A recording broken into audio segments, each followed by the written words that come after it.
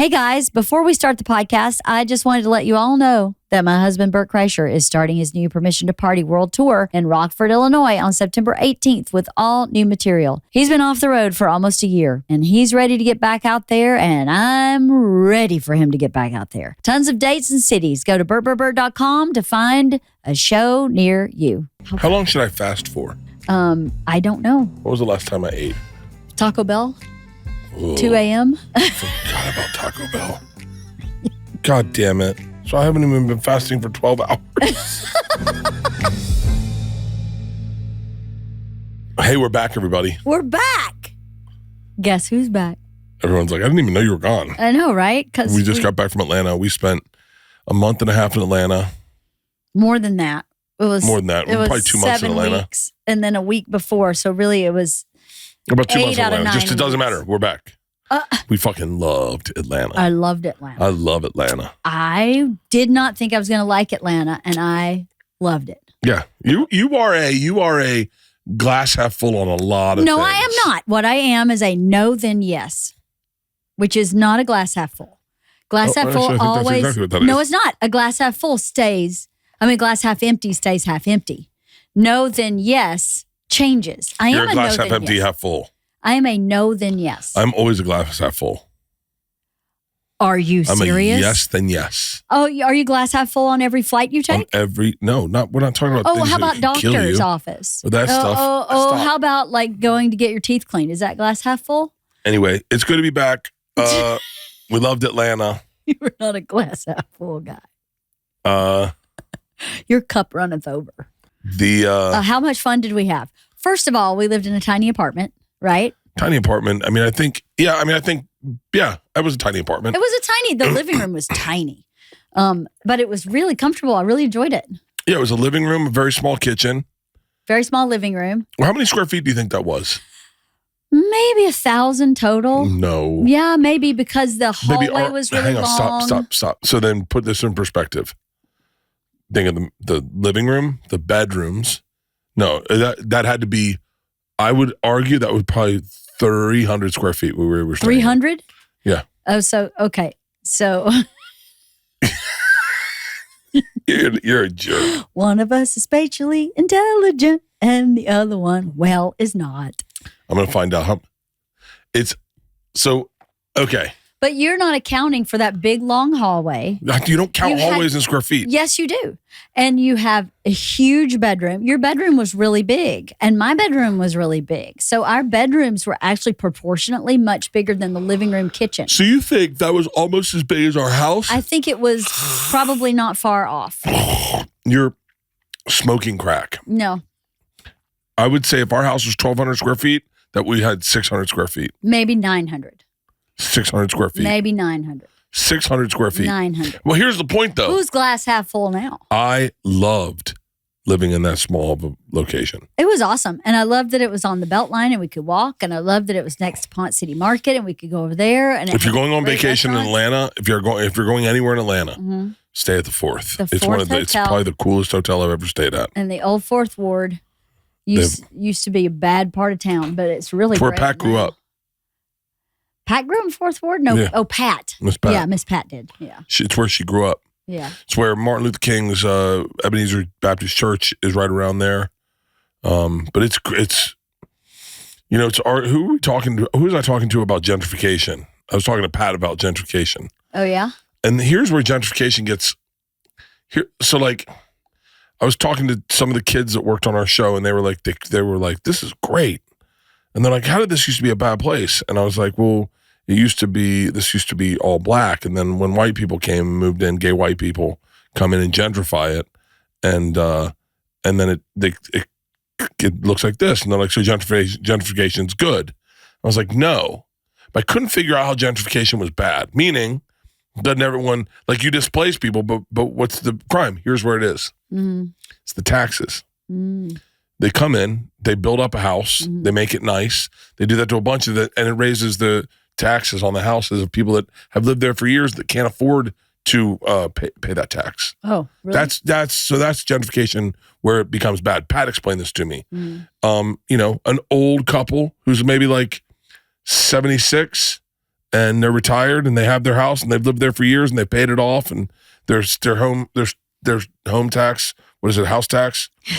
Shut up. I don't know this stuff. Property tax. Property tax is like fixed at like, whatever, $1,000 a year to $4,000 a year. Yeah. All of a sudden it goes up to $12,000 a year and they're like, they can't afford it and they have to sell their house. Right. And they sell it to another gay white family and they go in and they clean it up. Well, and then why are the families gay?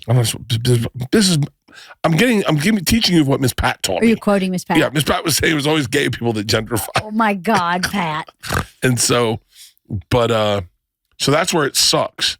When you look at a house like that, you think of all the families that have lived there for generations that had to sell their house because they couldn't afford the property tax. Well, part of it, for Atlanta specific, as I understand it from talking to someone who's been in Atlanta for a while, the Beltline is this walking area that connects neighborhood to neighborhood and is many miles long. And that's something the city planners did. So gentrification or no, the city planners decided to kind of build that Beltline and build shops and businesses and restaurants around that Beltline.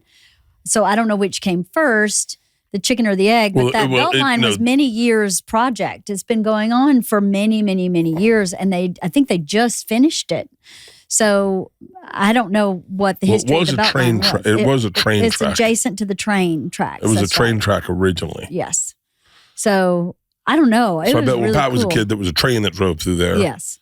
And then they were like, all right, They rerouted the trains or the train stopped running and then But Atlanta was great. And I loved living in small locations with you. I loved it. I miss that our first house with the girls. Yeah. I miss how everything was just immediate and we were all on top of each other. So if you're sitting at home thinking, God damn it, I wish I had a big, big, big house. Realize you may be looking for what you already have. Yeah. I mean, I was that guy. I really wanted a big house. I wanted, I didn't even know what square footage was, but like our house was like 19. Shut up. Hold on. You didn't know what square footage was, but you spent the first 10 minutes of this podcast arguing what square footage was in our apartment. No, what I meant to say was, let's take a caller. Who wants to take a caller? You're a bully. I'm not a bully. I'm just holding you. What are we doing tonight? To task I need a exactly. treat for tonight. We're going home and sitting in our recliners, which we haven't done in 9 weeks. And we're going to sit with our dogs. Sounds so stupid. And we're going to be in our house. Stupid. I'm so excited. Maybe we'll get in the hot tub. Okay, now I'm liking it. Okay, now you're feeling better. Signature cocktail? Maybe a little Porosos cocktail, a little Porosos, a little champagne, something like that to celebrate that we're back home. I loved my house. I missed it. And I had so much fun in Atlanta. But when I got home last night, I was like, oh, I'm so good to be home also. I missed my cat. I didn't realize how much I missed my cat until I couldn't find her last night. And then I was really distraught. And then I went to the bathroom at 4 a.m. and Cheryl was sitting there like. You locked her in the bathroom. What the? Oh, so I was really happy to see her and my dogs and my daughter, obviously. But it was really great. I had so much fun with you in Atlanta. It was fun. It was really fun. It was really fun. I hope everyone likes the show we made. I think you will. But it was fun. It was just so fucking fun. It was fun. Making a TV show is so fun. It's like going to camp. Everyone stayed in the same hotel. Yep. Every night someone was doing something and you'd wrap at like midnight and then it's just so fucking fun. That was really fun. It was such a fun experience. And thanks for making my Sundays really special. I appreciate it. Of course. You did a great job with that. So we heard someone's friends with, I don't know who we had friends that are friends with Rebecca Romaine and Jeremy O'Connell. Jerry O'Connell? Jerry O'Connell. And Jerry O'Connell, they have sex 7 times a week. And only 1 time a week does Rebecca Romaine have an orgasm. I don't know about having an orgasm, but what the quote was, that they have sex 7 times a week. 6 are for him and 1 is for her. That's it. 6 is for him and 1 is for her. And that's the deal they made, right? For whatever, it works for them. Yeah. No judgment. If that's what they're happily married, clearly they've been together forever. Yeah. So it's working for them. Someone may hear that and go, oh my God, 6 for him, 1 for her. But if that works for who gives a shit? Yeah. Yeah. But it works. And so when we heard that, LeeAnn was like, wait, that's like our relationship. I take care of you every day of the week because I was in production and I was like, that's what was necessary. I was wildly busy, meaning like I'd have 4 or 5 scenes a day. I'm in every scene. I had to memorize lines. I was producing the show. I was help writing the show. And so I was like really overwhelmed. And I'm shooting like, 12-hour days? 12-hour days 12-hour days, 5 days a week. And then the weekends you were going to Canada to do shows. And I mean, it was what was necessary is that the only thing you and I could focus on was you and what you needed and how to get you from A to B. But early on, we had the same realization on the same day. Like, there's no space for me in this time at all. And I thought it that morning. And then you came to me that day and said, basically, I'm concerned that I'm going to get really used to it being all about me all the time, and I don't want that. So how do we figure that out? And I had just heard that 6 in 1 thing from Rebecca Romaine and Jerry O'Connell, and I was like, why don't we do this? We do 6 for you and Sundays for me. And then Sunday, I do whatever I want to do. If I want to go to the pool by myself, which one day I went to the pool by myself for 5 hours. It was fucking awesome. Yeah. And then we did all kinds of stuff, but it was what I chose on that day. And you were awesome about it. Thank you. Yeah, it was fun. It was fun focusing on you. It was fun. I liked it. It was good, too, for me to compartmentalize it because then I didn't get upset that I spent the 6 days really focused on you because I knew I was going to get that one day. And I knew that's what was necessary. This is not a regular moment in time. It's almost like when a professional athlete is in the playoffs, during the playoffs, that it's got to be all about that. And then it calms down afterwards. That's exactly what this was like. So I think we did a good job with that. I think we did too. I do too. And we have a really exciting year. Yes. We have a really exciting end of this year and a really exciting beginning of next year and big things planned. Yes. I love when this house gets cooking. Me too. We've been cooking today, haven't we? No, man. I'm so fucking pumped. Yes. All right. Let's do a caller. Hi, LeeAnn. Hi, Bert, hopefully. My name's Rachel, and I'm from Ohio. First, I wanted to say that, Bert, you are not alone. I am a lady, and I only wear thongs because if I wear regular underwear, it makes me also feel not like my legs don't work, but it kind of like overrides my brain, and I feel really weird. I'll sleep in just underwear, but I can't do it. So you're not alone. It's fine. As for my question that I have, my husband is kind of like Bert in the way of being anxious. And while I get like lightly anxious about things, nowhere near in the same way. I don't know what it's like to have like regular anxiety. So I'm also very quick to anger with like not understanding. And I guess like for both of you, but mostly LeeAnn, of how do you like remain calm and try to like help even when it seems like super irrational? And then Bert, like, what is the most helpful way? Because my husband's not that great with like communication and like trying to describe what would be helpful other than like hugging him.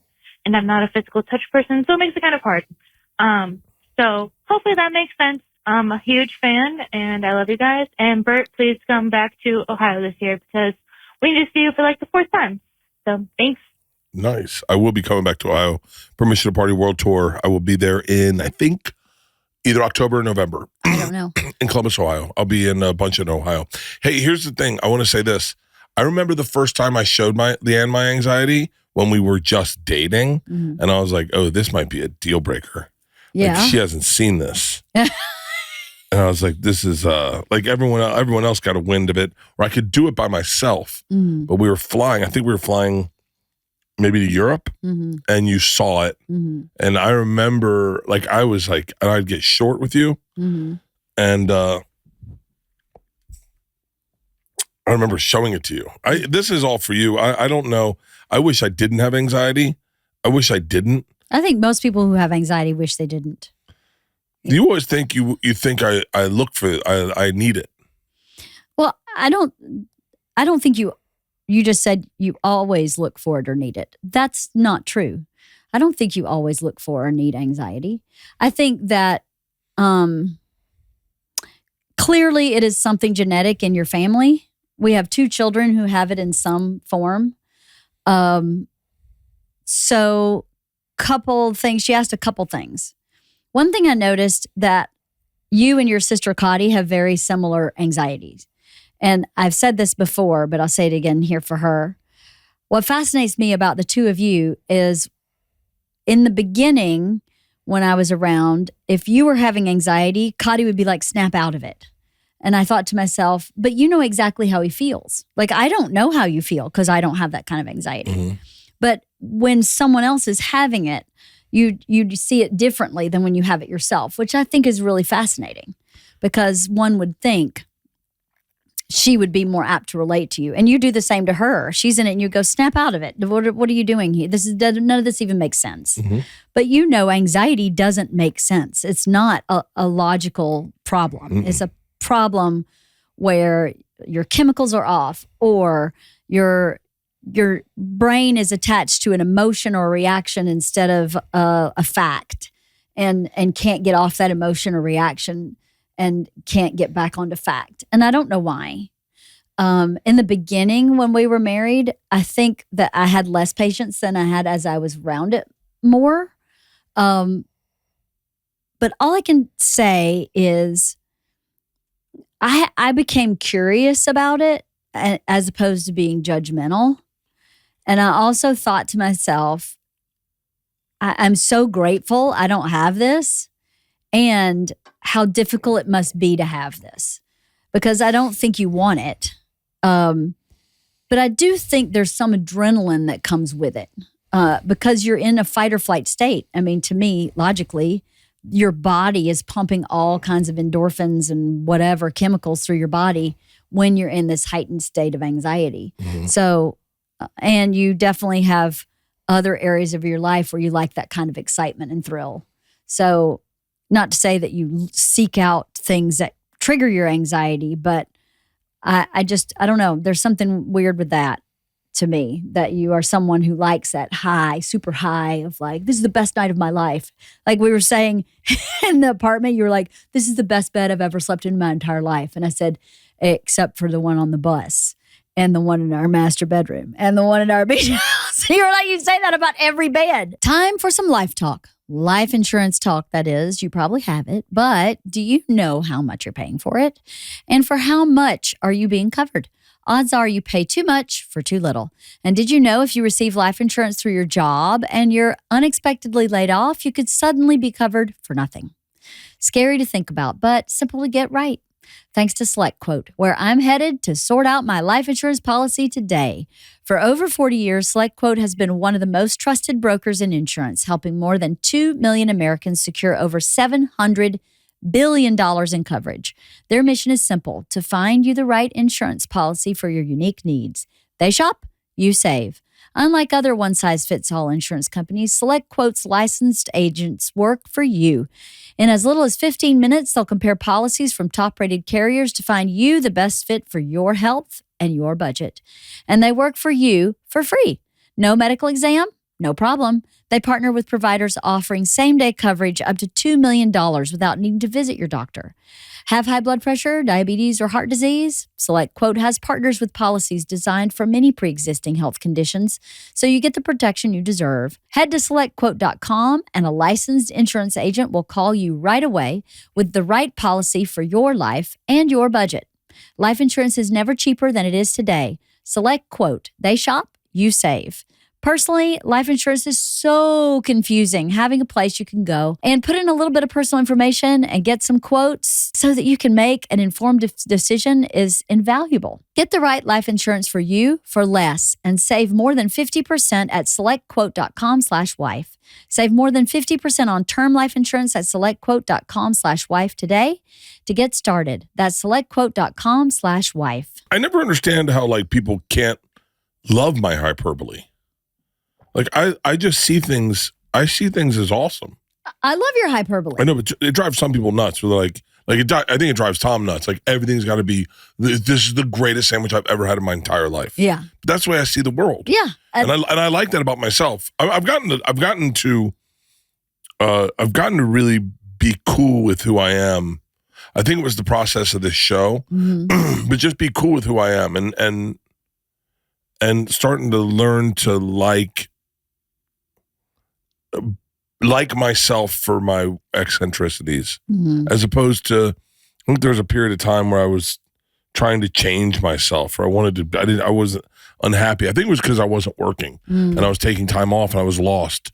I think the beauty of working as hard as I was working was I had very little anxiety. I had very little time on my phone. I wasn't having anxiety the way I did. I did have anxiety a couple times, but not like I normally do. Not like I did this morning. You had anxiety this morning? Yeah. Did you? But it was, you know what it was? It was like, it was just because I'd flown to Halifax, flown back from Halifax, then flew to LA. And 3 days of flying like that. I think it was what wrap party? Yeah. Wrap party, fly. It tears my body up. And I was beat up this morning, and I was just going like, why am I beating myself up? And then I started having like a little bit of panic. And I got into this is what did it. I got into the sauna, and the guy that mows our lawn was mowing just the area around the sauna. Oh my God. And it was so loud in the sauna because it's like an echo chamber in there. Yeah. And for some reason, I was having a hard time like breathing. I was like, whew, come on, here we go. What are we doing? And then I had to get out of the sauna. Huh. Well, I think to answer your question about how do you deal with it, what I've tried to do is to not leave you, right? I may not know what to do with you, and I may not be able to give you the right answer, but I just don't leave. I'm not like, I'm out. I'm bouncing. You deal with your anxiety. A lot of times it's just, she just kind of keeps her mouth shut, keeps her nose clean, just stands there. It's like, okay, I don't know what we're doing, but we're here. Because sometimes I know that you've said this to me before. If I try to comfort you, when you're in that heightened state of anxiety, your brain goes, you don't fucking know what you're talking about, because I don't have anxiety. So I could say anything logical and you will automatically discount it in the moment because you're in a heightened moment of anxiety. And I know that you don't really believe or mean that most of the time. It's your anxiety. So then I just had to learn to stop doing that because it's not helpful. Yeah. And as much as I have the need and the want to comfort you or to give you like, hey, how about we look at it this way? That's how my brain works. But that's not how your brain works. No. So your brain takes that as, I am denying how you're feeling. I am not validating that you're anxious. And at the same time, I couldn't go into agreement with what you're anxious about. Like if you said something to me like, I'm totally making this up. The room is about to be covered in snakes. That's not even possible. But for me to say that's not even possible would trigger you further. But I'm not also going to say, yep, it's pretty much going to be covered in snakes. I can't go into agreement with it. Do you remember when I just try to stay really neutral. Do you remember when I had the statement? I look at my life in two chapters. The chapter I'm living in now and the day that before I knew about black widow spiders. Yes, the day before I knew about black widow spiders, yes. So that's what I would say. I need this poor Rachel, I need you to, this is the name of the caller. You have no idea how irrational my anxiety has been. I found, I think about it now and I laugh, but do you remember the day I found out about black widow spiders and how many were around our house and how I couldn't sit down outside. I couldn't be outside. Yeah. I was losing my mind. Yeah, and I said, I have two chapters of my life before I knew about black widow spiders and the hell I live in now. And we had to turn all the furniture over and we had to buy a bunch of spray and we had to spray everything down and you were still terrified. And then LeeAnn got bit by a black widow spider. I got bit by one and it proved your point. Yeah, that was God damn. That was a lot. I wish you luck, Rachel. I'm sorry that I'm sorry that as a guy with anxiety, I'm sorry that I'm sorry that I probably gave it to my daughters, or they had to witness it, or they had to watch it, or it creeped into their life, or that you have to deal with me, or that anyone has to deal with me. I mean, trust me, I hate dealing with me. Like, I hate me sometimes. Too many times I've sat in a hotel shower, just sat in the shower, just praying, going like, fucking please stop. This is not fair. Why am I doing this to myself? And I believe it. And I believe whatever I'm praying about. I believe it. And I have one when I was in New Zealand, when I was sitting there and I just started crying and I was like, what am I doing to myself? How am I doing this to myself? Like, what? It sucks. Mm-hmm. It does suck. And I try to take the point of view of having compassion. Like if you had asthma, and I'm watching you have an asthma attack, it would be very different. Most people conceptually can wrap their head around this is actually a medical condition. Mm-hmm. Well, in a lot of instances, so is anxiety. Mm-hmm. So if you can frame it for yourself, like this is like an asthma attack, then you can find a bit more patience and compassion for it and realize there's not much you can do, but just wait it out and be present. You know, if someone takes a hit of an inhaler, it takes a minute for things to calm down. It's the same thing. I think much of coping with things you don't understand is about framing it in a way that is doable for you. So he may need a hug when he has anxiety and you're not a person that likes touch, but there may be in those moments you have to sit that part of yourself on a shelf for 2 seconds to give that person you love what they need, and know that that's not maybe it's a huge ask for you, but maybe it's not, you know. Yeah. To just reframe it. If the guy was having an asthma attack and a hug made it go away, would you give them a hug? You know, to me, I think most people think anxiety is a form of histrionics or a form of pulling attention or focus. Drawing focus, yeah. And my experience being in this family is that is a secondary effect of an actual problem. So yeah, we do end up focusing on that person or having to pivot around that person, but they don't usually want it that way. Mm-mm. So if you can find a way to frame it like that, I think it's helpful. How long should I fast for? Pivot? I don't know. I'm not a faster, so don't ask me. Right now I've been fasting for, what was the last time I ate? Taco Bell? Ugh. 2 a.m.? I forgot about Taco Bell. God damn it. Well, then I'm done with my fast. It was 2 a.m. that I ate Taco Bell? Yes.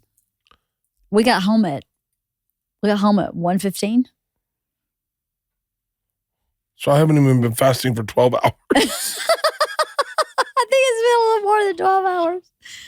But you forgot about Taco Bell. God damn it. God damn it, those Mexican pizzas. No wonder I'm not hungry. I was like... No wonder, right? I ate like fucking 3 Mexican pizzas. You ate like a lunatic, standing up at the kitchen counter like a lunatic. I mean, to the point where Isla and I were giving each other eyeballs like, what's happening? Are you serious? Yes.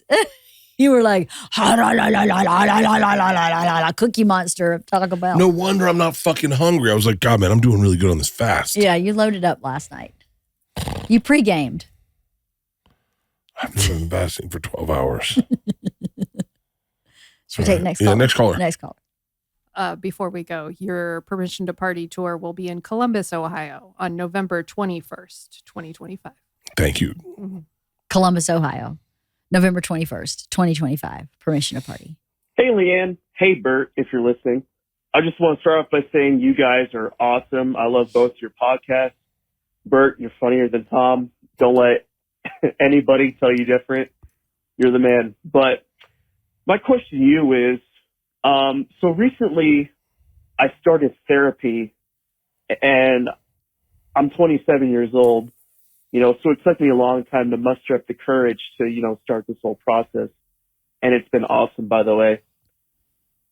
I've basically been dealing with a lot of childhood trauma, you know, and really thinking back, and I guess I've been struggling with the process of, you know, self-forgiveness.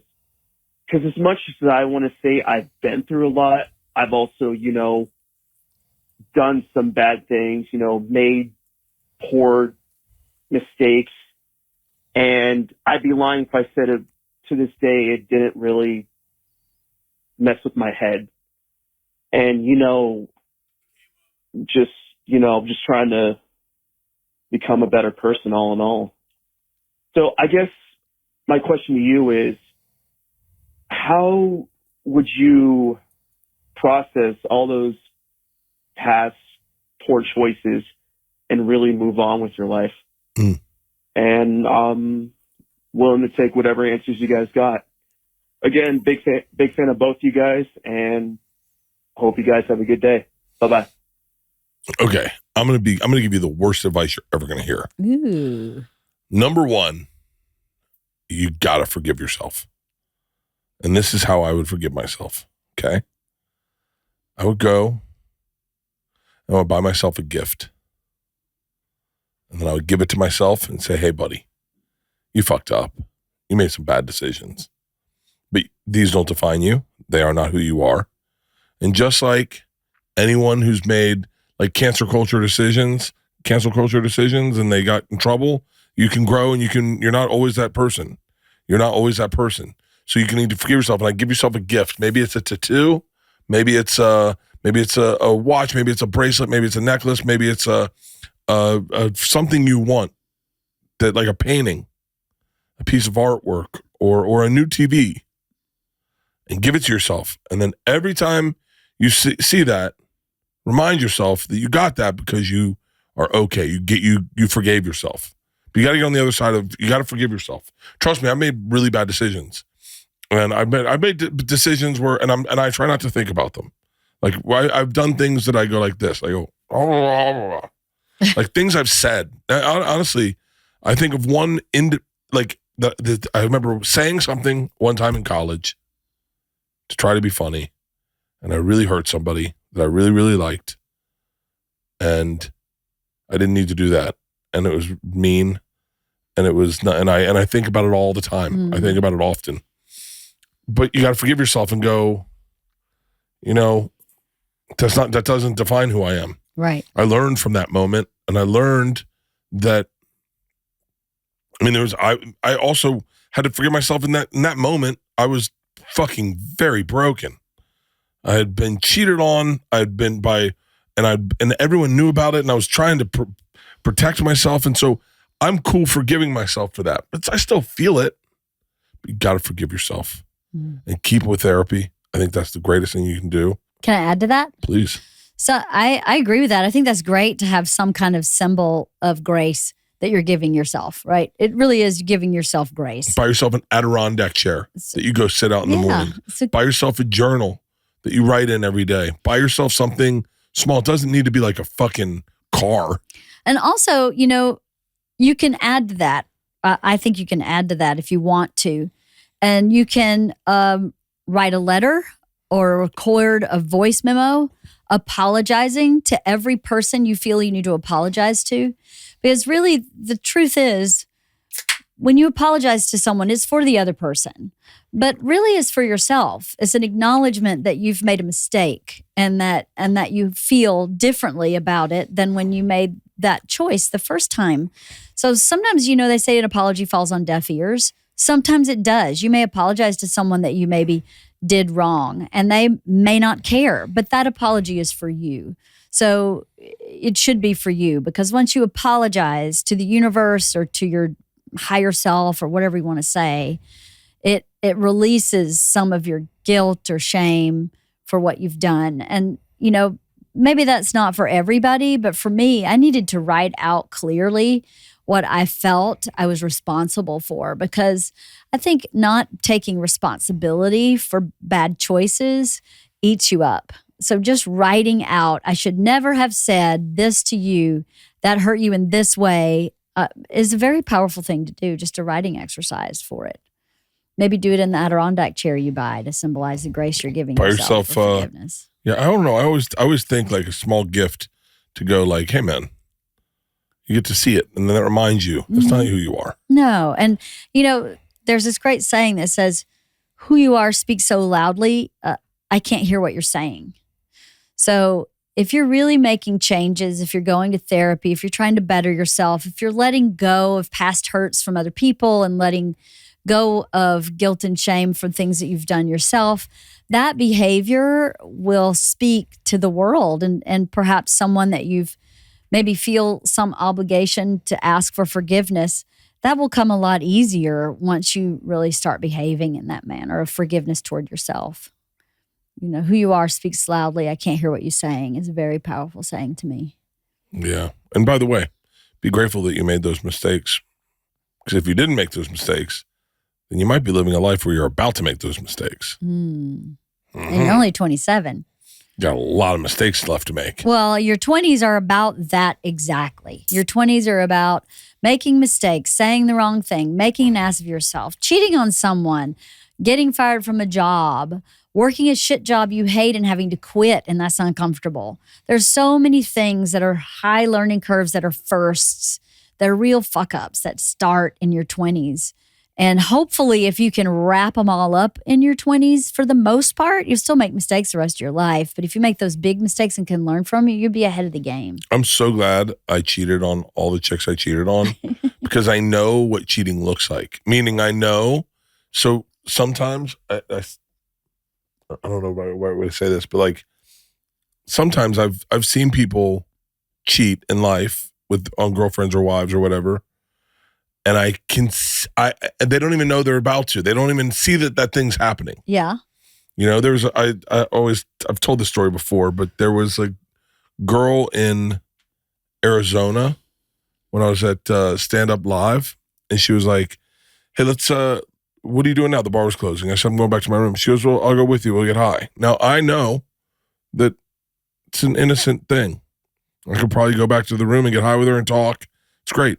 But the one thing I do know is that I've done that before with girlfriends, and that is how you cheat. That is the first step into cheating. Right. You know who doesn't cheat? The guy that goes, "I'm not going back to my room with you." Yeah. That's who doesn't cheat. Yeah. Now, I said, "No." I said, I apologize. I'm married. I'm not going to take you back to my room. She goes, "Nothing's going to happen." And I went, "I understand you're saying that.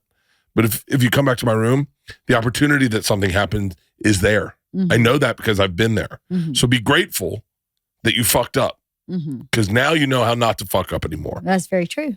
So you gotta. I'm a glass half full kind of guy, you know. No, then yes. Yeah. Okay. All right. Next caller. Hey, LeeAnn, super big fan. I appreciate what you do. Love everything you do. Figured I'd try this. So I have a 15-year-old that is adamant on I keep asking her to just be a regular 15-year-old, and she just can't. And she essentially wants attention from the wrong people, dates the wrong boys, tells them I love you within a couple weeks and wants to marry them. And we tell her that's not healthy. Don't do that. It's the same story. They break up over dumb reasons. They're bad guys. And now we moved their schools because she was choosing wrong friends. And now we moved her to a better school that has better, essentially, less bad kids. And she found the small group of bad kids and is doing the same. Now we're thinking about doing homeschool. I don't want to take away her high school experience, but I also don't want to put her in an environment that's unhealthy for her and more opportunities for her to mess up, get pregnant, or do drugs, or hanging out with these, bad kids that she needs validation from so bad. She just seems so attention hungry. We take away her stuff. It works for a little bit. Then she does bad things again. We take away her clothes. She just finds a friend to give her clothes at school. We take away her phone. She finds a friend that she can have her phone and has social media behind her back. Just any tips on helping parent a 13-year-old, or do we just get through it? Do we keep taking her stuff away? Do we take high school experience away from her, go online? We don't know what to do. Any tips would be recommended. Thank you so much. That's hard. It's really hard because the peril, you know what the peril is. What's the peril? She gets pregnant. She gets addicted to drugs. Yes. She gets in a car accident because gets in a car with a bunch of kids who've been drinking. Yes. And you want to keep her away from the peril. Yeah. But at the same time, you want her to make the right decisions so that she gets to have the life experiences that you want her to have. Right. And if you don't give her the opportunity to be in the situations to make the right choice, how does she learn to make the right choice? But she's not making the right choices, sounds like, or at least in your opinion, they're not right. And it sounds like they're not maybe the best optimal choices for her. We had a daughter who was a little defiant. Yep. And, ooh. How did we figure that out? I don't think we did. I think she just went to college. No, here's what we did. I read a great book. I've talked about this book so many times. It's called Untangled. It really, it's written by a psychologist who works in an all-girls school in Chicago. And it was really helpful for me. You can listen to it on an audiobook because she broke down what's going on in an adolescent girl's brain. It's a very different brain than an adolescent boy. And so it was really fascinating just to see what was happening in her brain. Some of the things that are natural for this time in life are extreme defiance, lying. They have a real need for autonomy. If you look at it biologically, as a woman, you're supposed to seek out, this is just biology, you're supposed to seek out a tribe other than your own to make babies so that you don't continue to stay in your own tribe and make babies that have like 3 eyes. So you got to go to a different tribe. So biologically, a young girl's body starts rejecting the values and ideals of the family they grew up with. That's what I read in a book. It's not my expertise, it's someone else's. And I don't even remember what book this was from. But that made sense to me. So I go, okay, your daughter has a need for all these boys. Well, that lines up with that biology, right? Mm-hmm. So how do you help her body be safe while her body is going through that, right? This need that is maybe unexplainable to find a mate, for lack of a better word. That's biologically what she's supposed to be doing.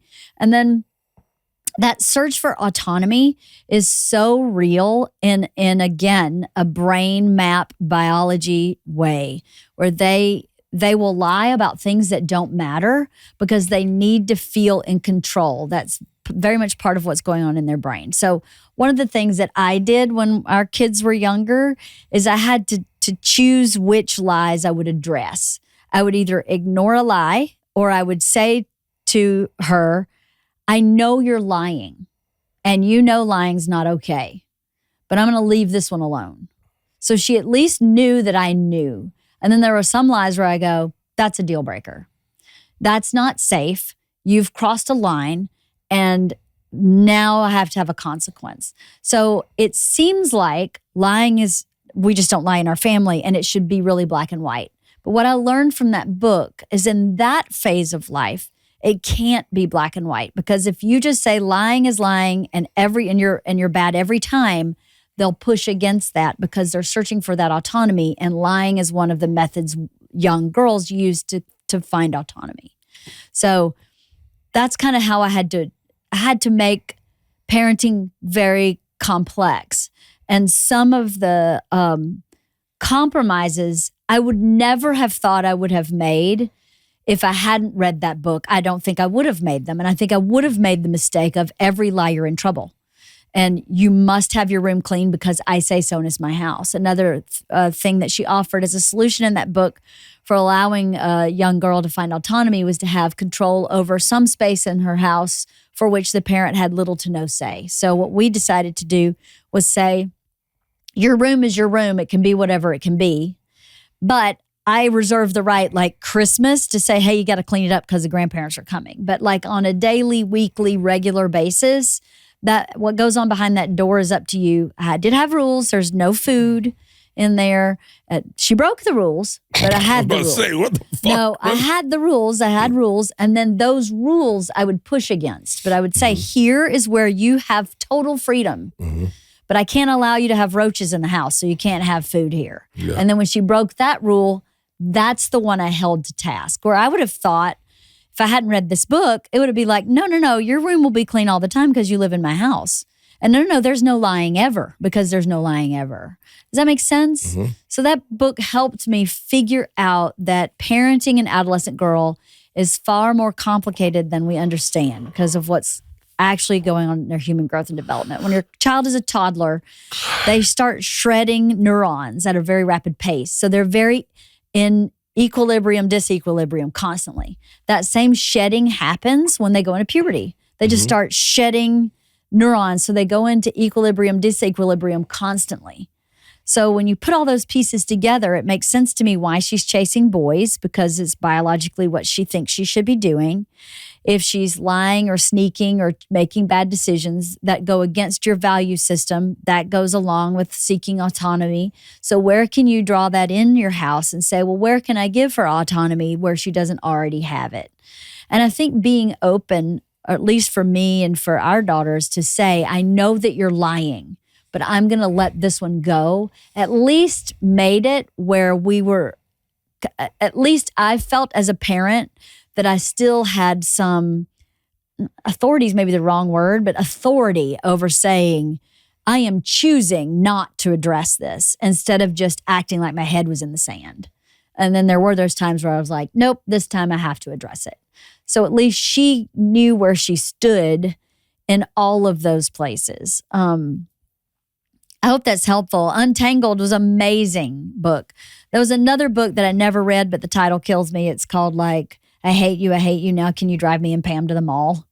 I heard it. Yeah, that's you talked about that a lot. I mean, that phase in and of itself encapsulates everything it is to be a mother of a teenage daughter. They hate you, and there's another thing she said in the book. They know that they're not mature enough to be on their own, but their need for autonomy is so strong.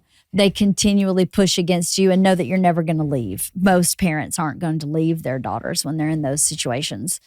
So it's just this tug of war going on in her body and her brain. And I think a little more understanding on your part from a scientific place might help you figure out how to kind of drill down and see how you can help her regulate in those dysregulated moments a little differently. I hope that's helpful.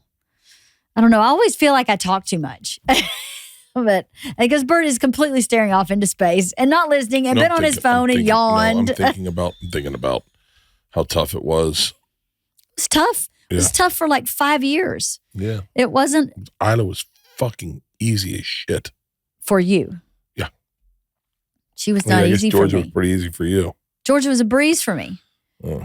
All right, next caller. I don't want to talk about these kids. Nah. Okay, good luck with that child. Hey, LeeAnn, this is Barb from North Carolina. I absolutely love your podcast and all the different topics you cover. I feel like I've learned so much. And Bert, I've found so many hysterical up-and-coming comics on your podcast. So thank you both for all that you do. And don't forget to watch Lucky on Netflix now. I would love some advice on a complicated issue. I was adopted at birth, and I was told my birth mother was very young and unwed and decided to give me up for adoption. I don't have a great relationship with my adoptive parents. I haven't talked to my adoptive father in 10 years because of him being toxic and verbally abusive. And I barely talk to my adoptive mom, but because she's just an overdramatic person that cries every time she doesn't get her way, but I at least try to maintain a relationship with her on the phone and visits. In my 30s, I moved to North Carolina, and my birth parents actually found me and contacted me. And it turns out my birth parents wanted to keep me, but their parents wouldn't let them because they were only about 20 years old, and they eventually got married and had 3 other kids. And I've had a relationship with them for the last 20 years. I have weekly phone calls with my birth mom, and the birth families really try to include me in all of the family activities. Unfortunately, my birth father passed away about 9 months after I met him, so suddenly, but he never got to hold me or see me after I was born, so I'm really glad that we got to reconnect before he passed. My adoptive parents don't know I have a relationship with my birth family because my adoptive mom, was throwing an absolute fit. And so here's the problem. I'm getting remarried at the end of September to an absolutely amazing man. My adoptive parents were a terror during my first wedding, and now I'm inviting the birth family to the second wedding, and I don't know how to recognize that birth family at the wedding.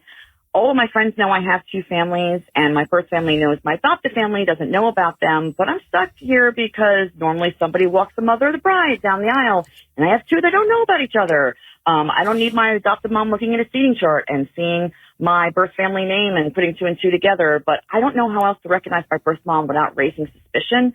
Everybody keeps telling me I need to tell my adopted mom, including my fiance, about my birth family, but I don't want that drama in my life or at my wedding. My birth family will be completely respectful of whatever I decide, but I don't know what to do here. So any advice you can give me, or even Bert, if you can give me, I would appreciate it. Thank you guys so much. Love you and love your shows. Take care. My advice is very simple and very quick. Okay. Film it. No. Fucking film it. No. Film it. No. Just film it and know that you can make money off it. No. God damn. No. Wow, no. what a great predicament. This is like a movie. It is. This is like a movie. fucking movie. This is a great plot premise. That by the way, oh my God. Start doing stand up. Talk about this on stage. Do you have any real advice? No. What the fuck are you supposed to do? I'll tell you what you should do. Okay. This is what I think. You cannot move into this marriage. Fucking Jesus. You cannot bring that drama to your wedding. So you cannot. So you have to deal with it before. The wedding day should be a celebration. And if you want your birth parents or your birth mom or your birth family at your wedding, you have to address it with your adoptive family first, because first of all, it's not fair to do that to your adoptive family. I think that you said that yourself. That's not fair. It's not cool. Whether or not they chose to raise you, and they did raise you, and I maybe not wanted to talk about this so much because I don't have a relationship with my mom, but I don't know. I just think you have to deal with it before the wedding. Yeah, you definitely do. You can't have this. You can't have your adopted And the mother. more time you give it to breathe, the better it's going to be. I agree with you.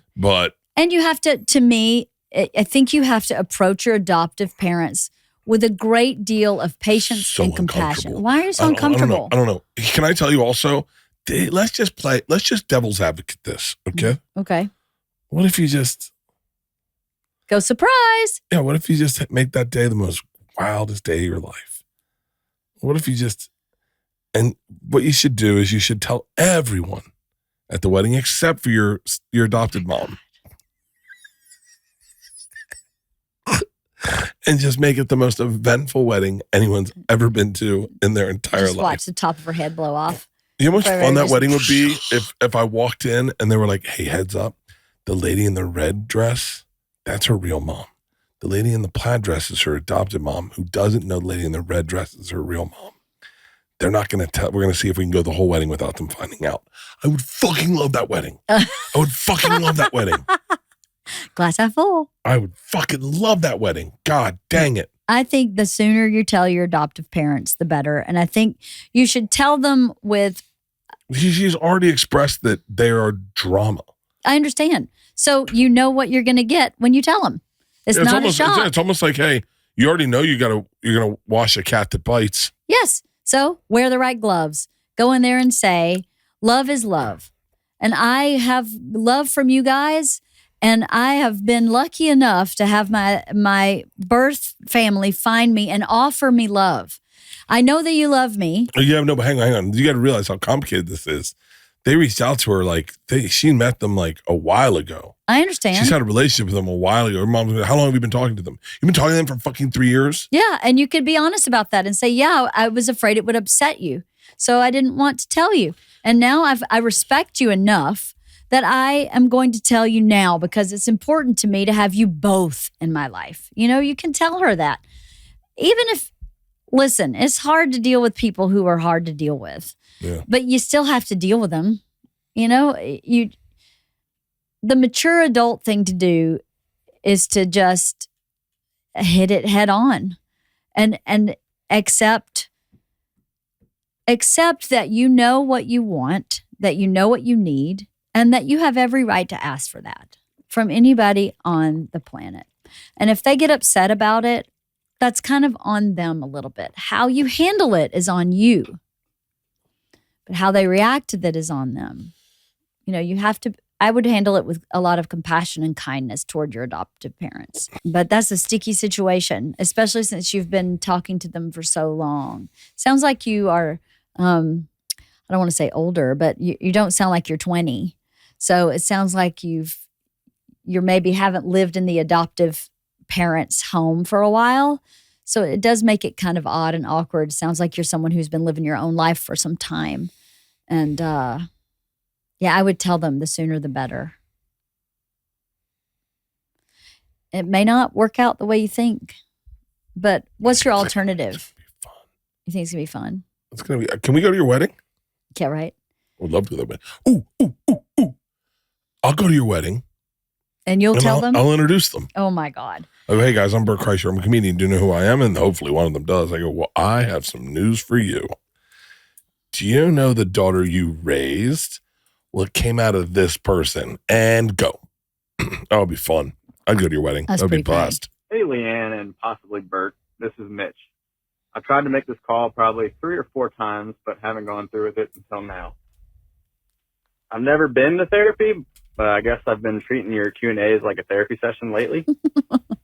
I definitely don't want either of you carrying the burden of dealing with everyone's issues, but I feel like your advice always aligns with my views, and I guess sort of lightens my day.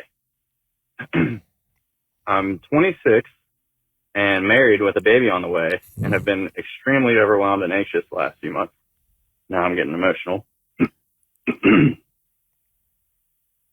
Aww. I've never experienced anxiety in the past, so I've been having a really tough time expressing it into words with my wife, especially since she's similar to you, LeeAnn, and doesn't seem to have anxiety about pretty much anything.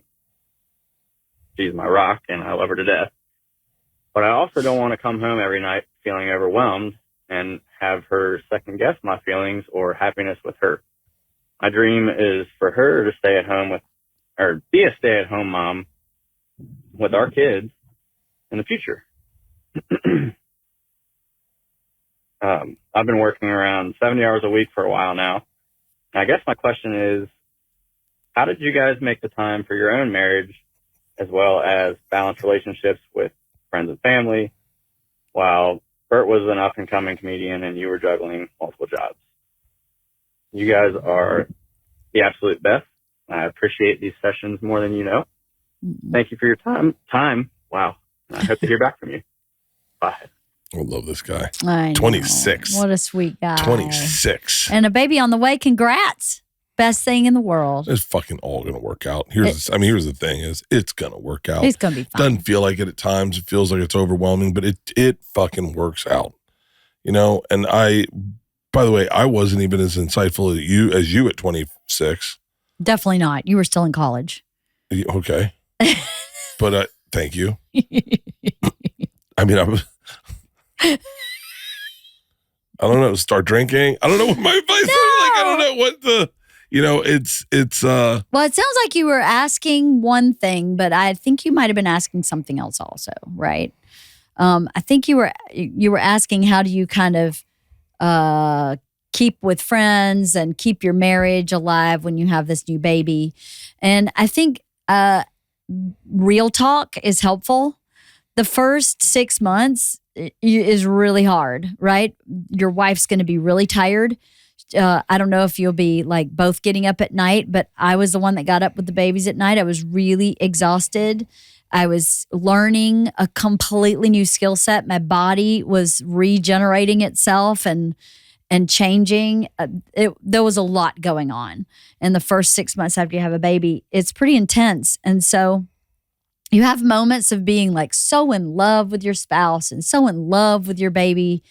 And then there are just moments of just pure exhaustion and confusion and upset. Like the first time your baby gets sick, you're like, what am I supposed to do here? The first time they have a high fever, or the first time they're throwing up all the time. There's just so much that you can frame one of two ways. He's working 70 hours a week too. No. You can frame it as your teammates, and right now, this is what is your marriage. Or you can frame it as she's spending all her energy on the baby. I'm working 70 hours a week. And what are we doing here? And I think if you can frame it that you're teammates and you're doing two different parts of very important jobs to build a common goal, you'll be okay. I think that's what we did. At least in my brain, that's what I did. Is I go, no. I'm going to have to get up in the middle of the night the 5 days a week he's on the road. So why would why the 2 days a week doesn't help me as much because he's not going to know how to do anything. I'm going to have to get up anyway to help him. So I may as well just get up. And that way he's sleeping and he's able to work. But that's how I framed it in my brain. Not everybody's able to do that. But I think if you have honest conversations with each other about where you are, I mean, just how are you doing? And not take personally the answer to that question. Because remember, after a woman has a baby, her hormones are bananas. And they don't want to have sex. And well, they can't have sex. I know they get very selfish at that period in their life. I think they get very self-preserving. Selfish. Which is a little different than selfish. And they take away the one thing that was your common bond was that vagina, and then they own it. They just take it away. Yes, my vagina did play Scrabble with you a lot. Hey, here's the thing. You ready for my advice? My sage wisdom? Yes. When I ran the LA Marathon with no training, I remember getting in the beginning of the race and saying, God, this is going to be fucked up. And then I said, but I'm going to do this. So I got nowhere else to be. I got to do this. I'm going to do this. It's going to happen. I'm not going to quit. I just know that this is where I'm going to be for the next 5 hours. Yeah. And I'm going to put my foot in front of the other foot for 5 hours. I can do that for 5 hours. I can do that. Even if I walk it, I can do it. Mm-hmm. And I just did it. And that's the mentality you have to have about this relationship. This is going to be tough at times. Mm-hmm. And it's going to be challenging. Mm-hmm. And there are people that quit. Yep. There are people that bounce. There are people that go, I'm so sorry. I don't think I realized what I signed up for. This is when you said marathon, I didn't know there was going to be uphills. Mm-hmm. I just thought 26 miles. I can do 26 miles. I didn't know about the hills. I didn't know about the food. I didn't get the right shoes. Right. And then there's people like me, and I think like you. If you're working 70 hours a week, I already assume people like you who go, so this is my thing, and this is what I'm doing, and this is going to happen, and this is where I'm going to be, and it's going to be tough, but we're going to do this. Yeah. And that's the thing about my marriage to LeeAnn. I didn't want anything else. I wanted that. I wanted those kids. And I was like, this is going to be tough. This is going to be really challenging. I'm going to miss a lot of things. But I just got to be cool with that and be like, yep. I mean, look, I have tons of regrets. Who was I just talking to yesterday? Who was I with yesterday? Oh, I was at Jeff Foxworthy yesterday. And they offered him a huge movie one time. Pay millions of dollars. And he said, but he was going to lose his summer with his girls. And he said, I only have 2 summers left with my girls. But he already had money. Mm-hmm. So he's like, $1 million doesn't matter to me. A couple $1 million doesn't matter. I only get 2 summers left with my girls. I want to spend this summer with my girls. So I'm not going to go on the road. But I didn't have that option. And I didn't. And I didn't have a backup plan. And LeeAnn didn't have a backup plan. We didn't have any backup plan. We didn't know how we were going to get a house. But you just sacrifice things and you go, all right, looks like I'll be doing a TV show for the Animal Planet about finding the world's best dancing dog. Mm-hmm. I don't know. It's definitely not what I wanted to do, but that's what I did.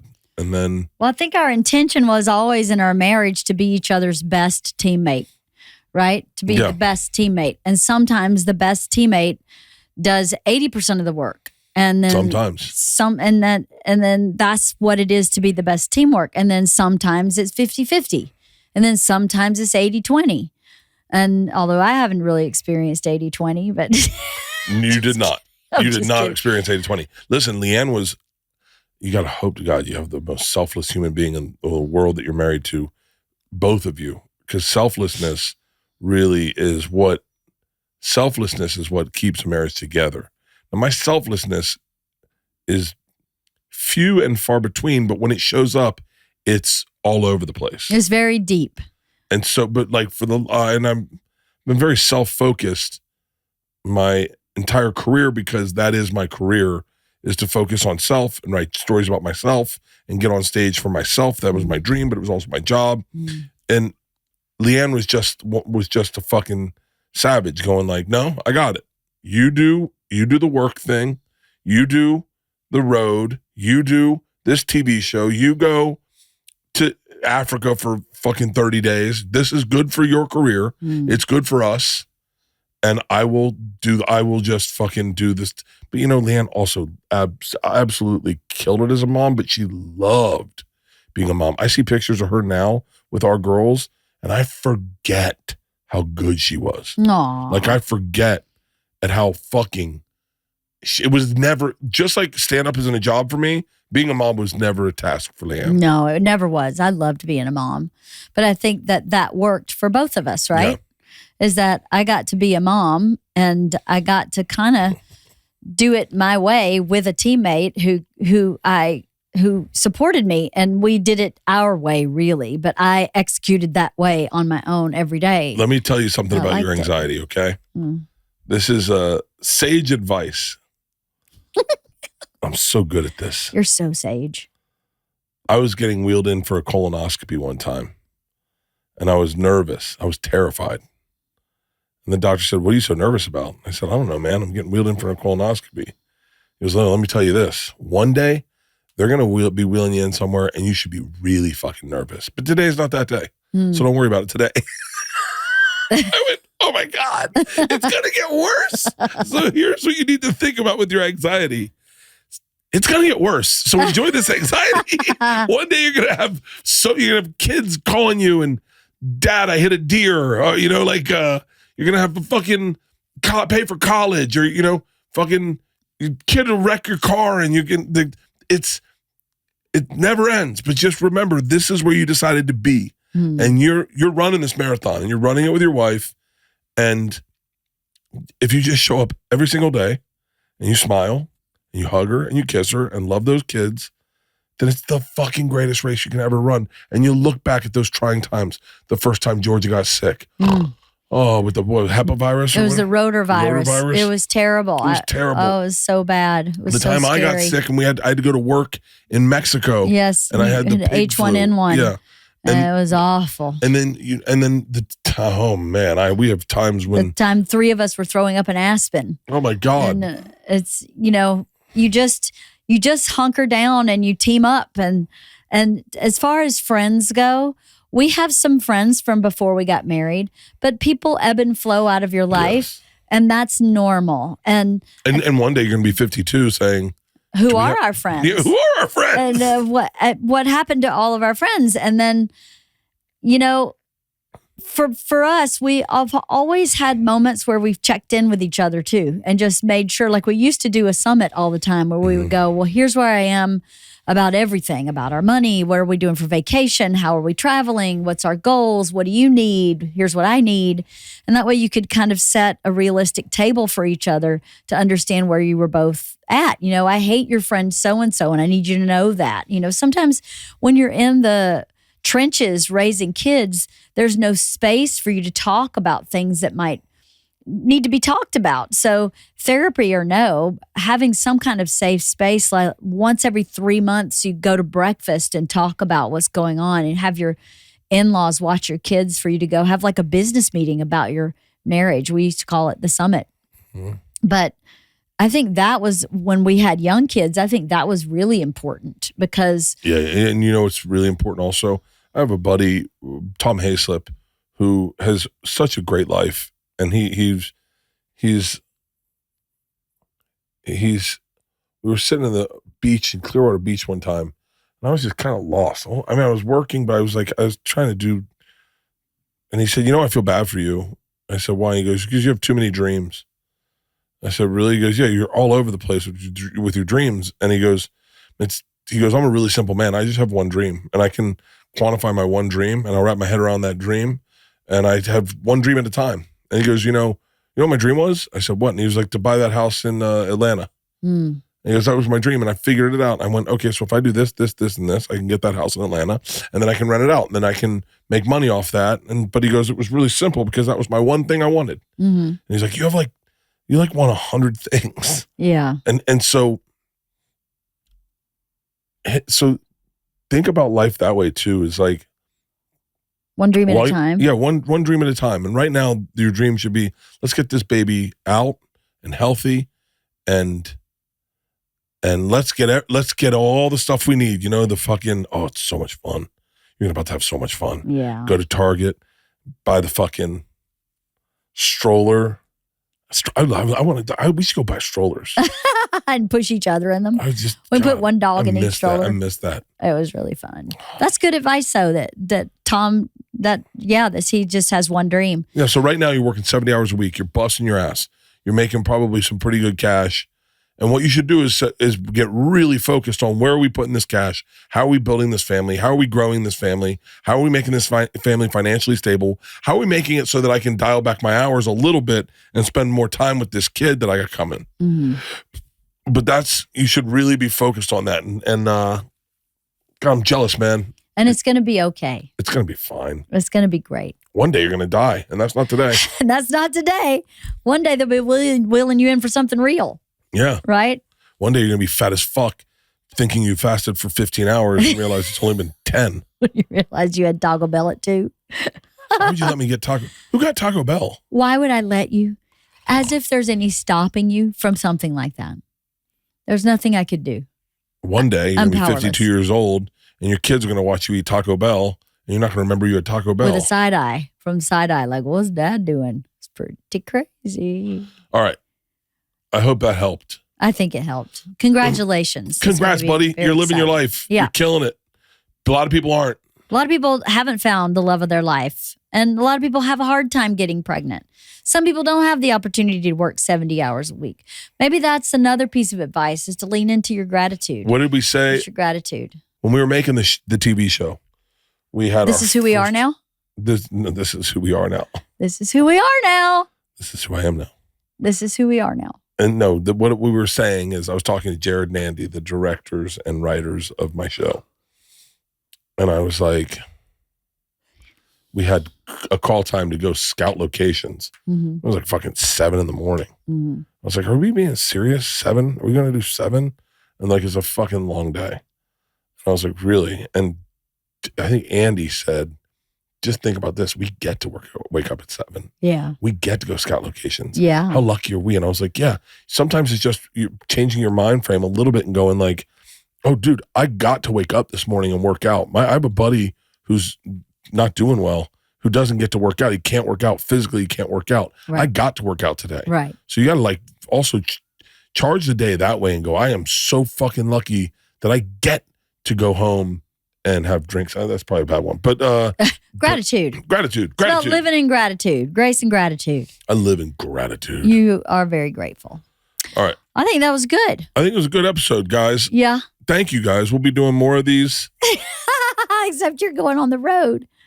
So how will we do more? Oh, wow. You guys want to talk about on the what's road? going to happen to LeeAnn when I go disappear? I'm gonna live at a house by yourselves? I'm gonna blossom like a beautiful rose. It's gonna be spectacular. Yeah. I'm gonna get my friends back. I got a little spooked last night when we were talking about things we had downloaded on Netflix for and the LeeAnn's flight. like, oh, Lady Chatterley's Lover. And I was like, huh? I was like, the porn I used to jerk off to in high school? And she was like, what? I was like, wait, Lady Chatterley's Lover. No, Like it's a classic book. It's a classic novel they made into a movie, which I have not watched. I was watching the documentary about Hollywood instead. Oh, the documentary about Hollywood's awesome. The Lady Chatterley's Lover is pretty fucking. I've never seen it. Maybe I should read it. Maybe you should read it but watch it a little bit tonight and then just come jump my bones. All right. I love you. All right. I love you too.